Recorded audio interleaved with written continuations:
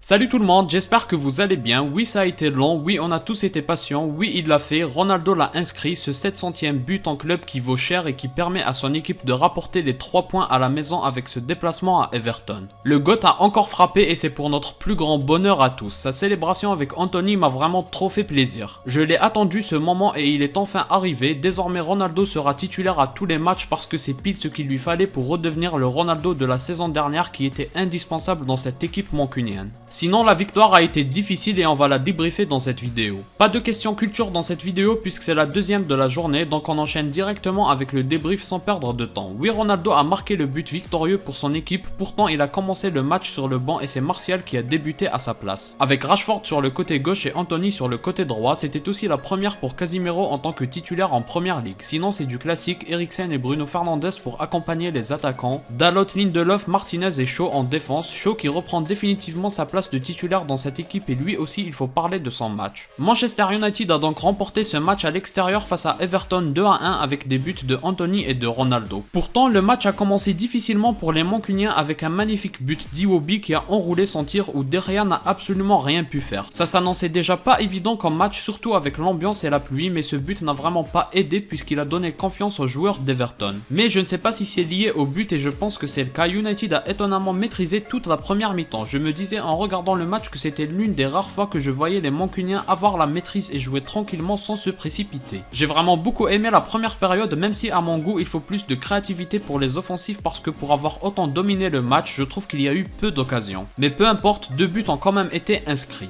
Allons-y doucement, le premier but de Anthony c'est un classique des Mancuniens cette saison et vous verrez que ça se répète avec le deuxième aussi. Il se passe que Manchester United récupère le ballon haut avec une perte de balle de Gay il me semble, la transition s'effectue rapidement et Martial sert parfaitement Anthony qui est chirurgical dans la finition pour le moment. J'ai vraiment eu l'impression depuis le début de saison et ceux qui suivent mes débriefs le savent, ce United est redoutable dans la transition. Dès que l'adversaire perd la balle, ils sont capables d'enchaîner rapidement les passes en créant une chaîne de passes qui permet toujours d'avoir un joueur seul face au gardien. Et quand ce joueur ne se trompe pas, forcément ça donne un but, bref ça a été encore une fois un but de ce style. Rappelez-vous face à Liverpool et Arsenal, la majorité des buts mancuniens jusqu'à ce match se sont faits de la sorte. Jusqu'à là ça a été le point fort offensif de cette équipe qui est la transition rapide. Et devinez quoi, le deuxième but c'est encore une fois la même chose, même si cette fois-ci ça se fait en une seule passe grâce à l'intelligence du placement et le talent tout simplement de Ronaldo et bien sûr aussi grâce à la récupération de Casemiro et sa très bonne passe dans le bon espace et le bon timing. Il faut quand même dire que c'est Casemiro lui-même qui perd la balle et ensuite il la récupère. On pourrait dire que c'est un fin stratège mais si on prend en compte l'intégralité de son match, il a juste été mauvais en fait mais on y reviendra. Bref, Ronaldo a montré à tous les rageux qui le traitent de finito qu'il est encore un attaquant de haut niveau. Première chose, le placement, il se trouve dans l'espace entre le défenseur central et le latéral avec beaucoup d'espace devant lui. Ensuite, la vitesse et la conduite de balle et enfin il profite de la sortie de Pickford et ne se rate pas dans son geste malgré qu'il tire avec son pied gauche. Ronaldo a clairement le meilleur pied faible de ce sport. Quoi dire d'autre sur ce but? La célébration évidemment, ce soulagement accompagné d'Anthony fait vraiment plaisir à voir. Enfin, Ronaldo va pouvoir être libéré. Désormais ça va être une action, un but et le coach va pouvoir compter sur lui en première ligue et arrêter de le mettre remplaçant. En plus, je trouve qu'il fait énormément d'efforts pour le collectif donc il faut arrêter avec les clichés comme quoi il ne défend pas. Par exemple, j'ai pas trouvé que Martial faisait plus de replis que lui, j'ai même trouvé Ronaldo meilleur dans cet aspect. Mais de toute façon, Ronaldo va montrer à Erik ten Hag puisqu'il le mettra en Europa League en tant que titulaire qu'il mérite largement une place de titulaire même en première ligue. Ce but et cette prestation face à Everton va être le déclencheur, j'en suis sûr. En tout cas, personnellement, ce but il m'a soulagé, il m'a fait plaisir, il m'a fait crier, c'est que du bonheur de voir Ronaldo marquer et mettre bien les Mancuniens. Tout était parfait pour une joie sans retenue. Sinon, sur la prestation globale des Mancuniens, à la mi-temps, comme je vous le disais juste avant, je me suis vraiment dit que j'ai rarement vu un Manchester United maîtriser autant son sujet. La domination était totale et le nombre d'occasions concédées n'était pas loin de 0. Par contre, la deuxième mi-temps, quelle horreur. C'est là qu'on voit à quel point le score a de l'influence sur les joueurs et sur toute une équipe dans le foot. Je m'étais fait cette réflexion en voyant Arsenal-Liverpool juste avant, c'en était même caricatural dans ce match-là tellement dès qu'une équipe menait au score, elle se faisait systématiquement dominer. C'est quand même incroyable de voir autant d'équipes laisser l'adversaire faire son jeu du moment qu'elles prennent le lead.